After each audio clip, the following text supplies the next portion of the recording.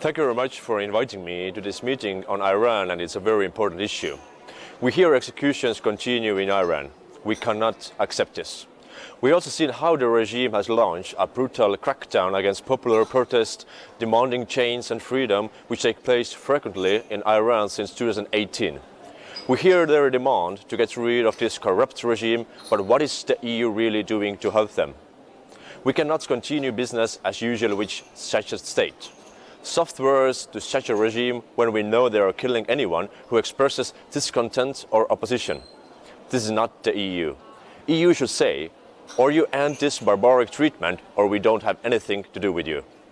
We have today evidence that Iran's state terrorism has reached European soil.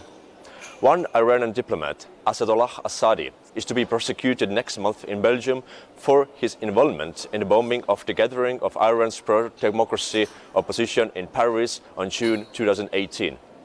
We also know about other activities in other European countries. Assadi was put in the EU terror list just recently, but that is not enough. We need to ensure that the regime does not continue such harmful activities on European soil.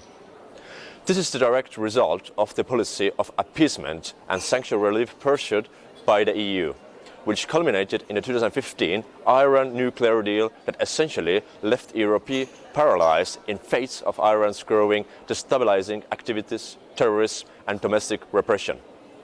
So the time has come for the EU and its member states to revise and alter this appeasement policy in favor of a firm policy toward Iran, because like any other dictator in history, Iran's regime only understands the language of firmness. This firm policy should hold the regime to account for its terrorism in Europe and domestic repression through sanctions and downgrading diplomatic relations. EU must even consider closing Iran's embassies because the regime is using its diplomatic missions to carry out espionage and terrorist plots against Iranian dissidents and activists in a state sanctions effort to silence all opposition, no matter where they are, as popular protests against the regime grow across Iran.